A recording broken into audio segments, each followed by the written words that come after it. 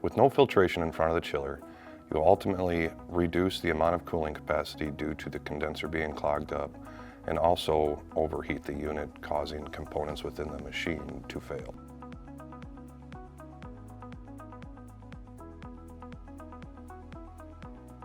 Looking at the condenser, you will be able to tell your chiller is clogged just by the coils being plugged up and noticing that there's a lack of airflow coming out the top of your unit.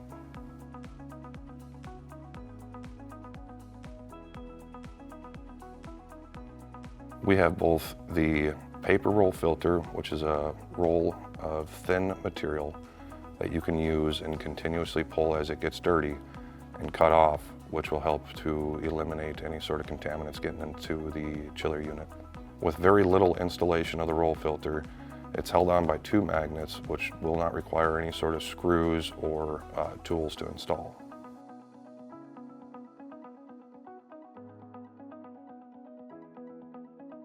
Then we also have the long life filter as well, which will increase the amount of time that you will not have to change the filter by increasing the amount of filtration into the chiller.